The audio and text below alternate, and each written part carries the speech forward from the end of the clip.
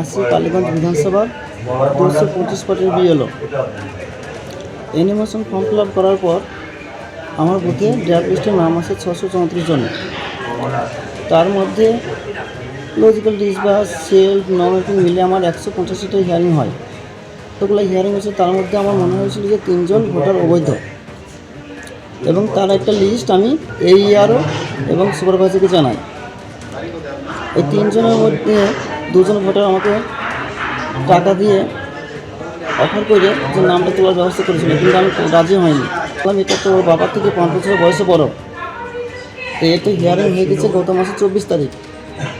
এখন তো আর কোনো অপশন নাই, আর অপশন তো আমার হাতে নয়। উদ্যোতন কর্তৃপক্ষ ERO মাইক্রো অফিসার সামনে হিয়ারিং হয়েছে, তারপরে আমি কিছু বলতে পারবো না। আমি যখনই বলছি কিছু বলতে পারবো না, তখন আমাকে ওই সাইডে কার্ড ছিল সামনেই, ওই কার্ড দিয়ে আমাকে দুপাটে লাগতে লাগে 3-4 জন। তারপর আমি ধাক্কাধাক্কি করে কোনো রকমে সরে আসতে যাই, কিন্তু সরে আসতে পারিনি। তারপর আশপাশের লোকজন গিয়ে আমাকে আটকায়। তখন আমার মাথা ফাটা ফেটে সব ব্লাড নামতে লাগে, এবং আমাকে শাটারের ভেতরে ভরে আটকে রাখে। ওরা সমানে শাটার ভাঙার চেষ্টা করে। তারপরে ওরা যখন লোকজন হাজির হয়ে যায়, তখন ওরা ওখান থেকে পালিয়ে যায়। তারপরে আমার আর কিছু মনে নেই। ভোটার তালিকায় বাবার থেকে 5 বছর বেশি বয়স মেয়ের শুনানিতে ডাকায় নদিয়ার কালীগঞ্জে বিএলওকে মারধরের অভিযোগ সামনে এসেছে। গুরুতর আহত অবস্থায় শক্তিনগর জেলা হাসপাতালে চিকিৎসাধীন বিএলও আলী সাহেব শেখ। একের পর এক জায়গা থেকে শুনানি পর্বে অসঙ্গতির অভিযোগ সামনে এসেছিল, আর এবার যে খবর সামনে আসছে যে ভোটার তালিকায় বাবার থেকে 5 বছর বেশি বয়স মেয়ের শুনানিতে ডাকা হয়েছিল। নদিয়ার কালীগঞ্জের বিএলওকে মারধরের অভিযোগ করা হয়। গুরুতর আহত অবস্থায় শক্তিনগর জেলা হাসপাতালে চিকিৎসাধীন রয়েছেন বিএলও আলী সাহেব শেখ। কমিশনের তথ্য অনুযায়ী বাবার থেকে মেয়ের বয়স 5 বছর বেশি, আর সেই কারণেই শুনানিতে ডাকা হয় আরিফা বিবিকে। আসি কালীগঞ্জ বিধানসভার 225 পার্টির BLO animation form fill up করার পর আমার বুথে ড্রাফট লিস্টের নাম আছে 634 জনের।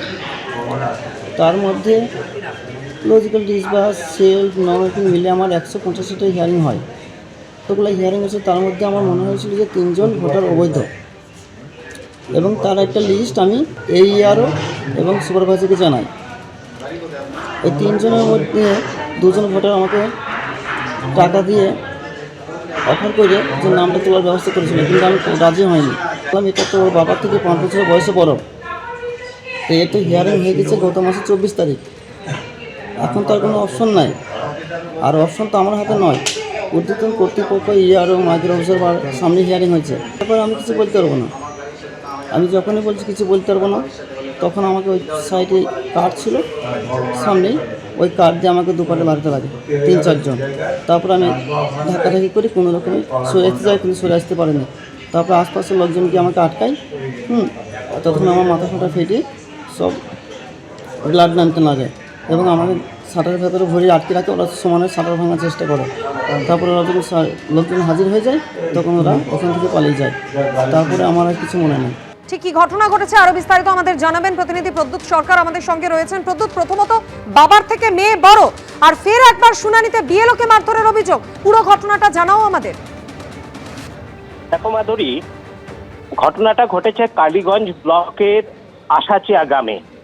নির্বাচন কমিশনের তথ্য অনুযায়ী বাবার নাম থেকে 5 বছরের বড় মেয়ে, সেই কারণে ডাক পেয়েছিল শুনানিতে, আর রেগে গিয়ে সপরিবারে বিএলওকে মারধর করার অভিযোগ উঠল ওই পরিবারের বিরুদ্ধে।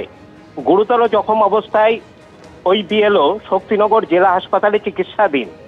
কালীগঞ্জ ব্লকের আশাচিয়া গ্রামের 225 নম্বর বুথের বিএলও আলী সাহেব শেখ। ওই বিএলওর দাবি, ওই বুথের বাসিন্দা আরিফা বিবি নির্বাচন কমিশনের তথ্য অনুযায়ী তার বাবার বয়স তার থেকে 5 বছরের কম। এই ঘটনায় তাকে হিয়ারিংয়ে দেখা হয়েছিল, এবং ওই বিএলওকে বারবার চাপ দিচ্ছিল যে তার নাম তুলে দেওয়ার জন্য, কিন্তু বিএলও না তোলাতে গতকাল রাত্রে তার ওপর চড়াও হয় এবং কার্ড দিয়ে তার মাথায় আঘাত করে। 7টা সেলাই নিয়ে সে এখন শক্তিনগরে। একদমই প্রদ্যুৎ, আপাতত তোমায় ধন্যবাদ জানাচ্ছি। রাতের অন্ধকারে ভাঙড়ে তৃণমূলের দলীয় কার্যালয়ে আগুন ধরিয়ে দেওয়ার অভিযোগ দুষ্কৃতীদের বিরুদ্ধে। শুধু তাই নয়, তৃণমূলের দলীয় পতাকা পর্যন্ত ছিঁড়ে ফেলা হয়েছে। এই হচ্ছে সেই ভাইরাল ভিডিও আপনারা দেখতে পাচ্ছেন। তৃণমূলের দলীয় কার্যালয় দাউ দাউ করে জ্বলছে। রাতের অন্ধকারে এখানে আগুন ধরিয়ে দিয়েছে দুষ্কৃতীরা বলে অভিযোগ সামনে এসেছে। আজ সকালে শওকত মোল্লার নেতৃত্বে মিছিল ছিল, যে মিছিলের প্রস্তুতি পর্বের কাজ কাল ওই পার্টি অফিসে হয়েছে। তারপর দেখা যায় রাতের অন্ধকারে দাউ দাউ করে জ্বলছে তৃণমূলের এই দলীয় কার্যালয়। ভাঙড় 2 নম্বর ব্লকের ভগবানপুর অঞ্চলের নাটাপুকুরের ঘটনা। আগুনটা লেগেছে কখন লেগেছে? আগুন কিভাবে আগুন লেগেছে কি মনে করছেন? আগুন কেউ লাগিয়েছে, মানে এমনি এমনি কে আর লাগে? কি এটা এটা পার্টি অফিস টিএমসির।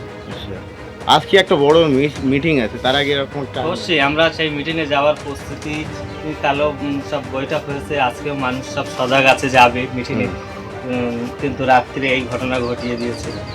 কি ক্ষতি কি হলো কি ক্ষতি এই যে প্লাস্টিক পুড়ে গেল, প্লাস আমাদের এখানে কিছু চেয়ার ছিল আর প্লাস্টিক কিছু সরঞ্জাম ছিল, সেগুলো ওই পুকুরে সব দিয়ে দিয়েছে, এরা ফেলে দিয়েছে। আর ব্যানার ট্যানার ছিল, বাস কুড়িতে বলে সবগুলো পড়েছে। পারবে না কোনো দিকে, এখন সেটা খতিয়ে দেখবে, প্রশাসন আছে দেখছে। এরকম অসাংবিধানিক কাজ দুষ্কৃতীদের দ্বারাই সম্ভব। তবে এতটুকু বলবো, ওনাদের গোষ্ঠীদ্বন্দ্বর জন্য এই কাজটুকু। অবুধ, এখানে কোনো ঝক্কি নেই, ঝামেলা নেই। সেইটা কিছু নোংরামি লোক নোংরামি করার জন্য এইসবগুলো নিজেরা পরিকল্পনা সাজিয়ে এগুলো করছে। চাষিনি আমরা আইএসএফ এর ছেলেরা এরকম ধরনের কোনো নোংরামি কাজ করেনি, আজও পর্যন্ত করতে পারে না, এটা আমাদের নিচ্ছে। গতকাল রাতে গভীর রাতে আগুন ধরিয়ে দেওয়া হয় তৃণমূলের এই পার্টি অফিসে বলে অভিযোগ সামনে এসেছে। শুধুমাত্র তৃণমূলের পার্টি অফিসে আগুন ধরিয়ে দেওয়া হয়েছে এমনটা নয়, তৃণমূলের যে দলীয় যে পতাকা, সেই পতাকা পর্যন্ত ছিঁড়ে ফেলা হয়েছে বলে অভিযোগ।